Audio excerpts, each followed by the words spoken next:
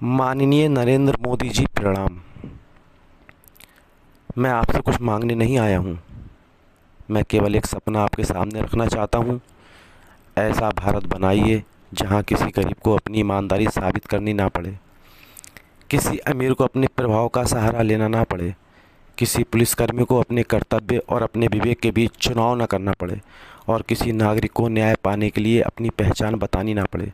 जिस दिन इस देश का सबसे कमज़ोर व्यक्ति ये कह सके कि मुझे उतना ही सम्मान मिला जितना सबसे ताकतवर व्यक्ति को सम्मान मिलता है, उसी दिन भारत सचमुच महान कहलाएगा।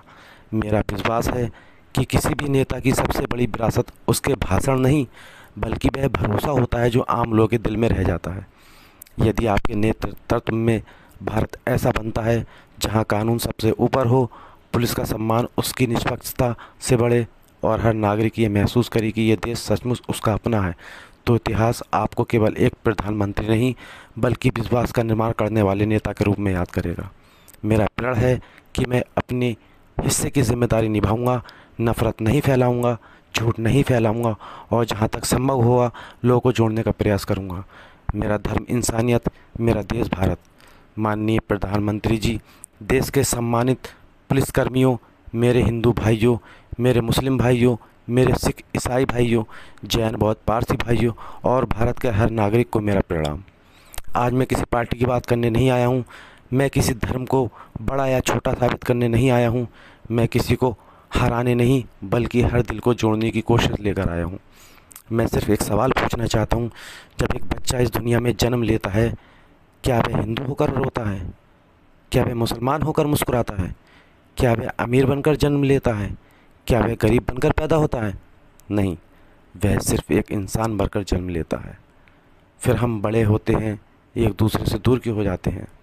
अगर किसी हिंदू का खून बहता है तो उसका रंग लाल होता है, अगर किसी मुसलमान का खून बहता है तो उसका रंग भी लाल होता है। दर्द का कोई धर्म नहीं होता, आंसू की कोई जात नहीं होती, भूख किसी मज़हब से नहीं पूछती, और मौत कभी किसी से पहचान पत्र नहीं मांगती। अगर ऐसा है तो नफ़रत किस बात की? मेरे हिंदू भाइयों, आपका त्यौहार आपकी आस्था है।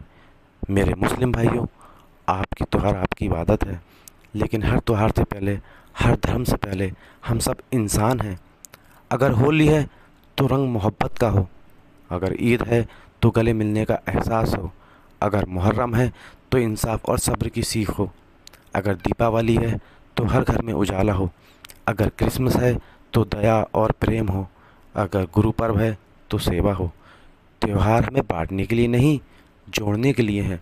मैं भारत के पुलिस से भी कहना चाहता हूँ, आपकी वर्दी किसी धर्म का रंग नहीं पहनती, उसका रंग सिर्फ कर्तव्य का होता है। जब आप किसी बच्चे की जान बचाते हैं, वह बच्चा पहले इंसान होता है। जब आप किसी माँ की मदद करते हैं, वह माँ पहले इंसान होती है। आपकी सबसे बड़ी ताकत आपकी निष्पक्षता है, और मेरे देश के नेताओं से मेरी विनती है, आप चुनाव जीतिए लेकिन लोगों के दिल हारिए मत। आप सत्ता चलाइए लेकिन इंसानियत कभी छोड़िए मत। देश सिर्फ सांसद से नहीं चलता, देश लोगों के भरोसे से चलता है। मेरे देशवासियों, अगर हम सोशल मीडिया पर नफ़रत कम और सम्मान ज़्यादा लिख दें, अगर हम अफवाह और कम और सच ज़्यादा फैलाएं, अगर हम धर्म पूछने से पहले हालचाल पूछ लें, तो भारत बदलने में ज़्यादा समय नहीं लगेगा। मैं ऐसे भारत का सपना देखता हूँ जहाँ मंदिर की घंटी और मस्जिद की अजान किसी के लिए नहीं बल्कि इस देश की विविधता की पहचान हो, जहाँ पुलिस को देखकर डर नहीं भरोसा महसूस हो, जहाँ नेता जनता की सेवा को अपना सबसे बड़ा सम्मान समझे, जहाँ गरीब ये महसूस करे कि ये देश उसका भी उतना है जितना किसी अमीर का, जहाँ कोई बच्चा ये सीखे कि सामने वाला कौन से धर्म का है बल्कि ये सीखे कि सामने वाला एक इंसान है।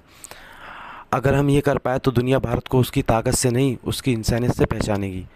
आइए हम वादा करें, नफ़रत का जवाब नफ़रत से नहीं देंगे, गलती का जवाब कानून से देंगे, मतभेद का जवाब संवाद से देंगे, और हर इंसान को पहले इंसान मानेंगे, क्योंकि मंदिर भगवान, मस्जिद का अल्लाह, गुरुद्वारे का वाहेगुरु और चर्च का परमेश्वर सब हमें इंसान बनकर जीना सिखाते हैं।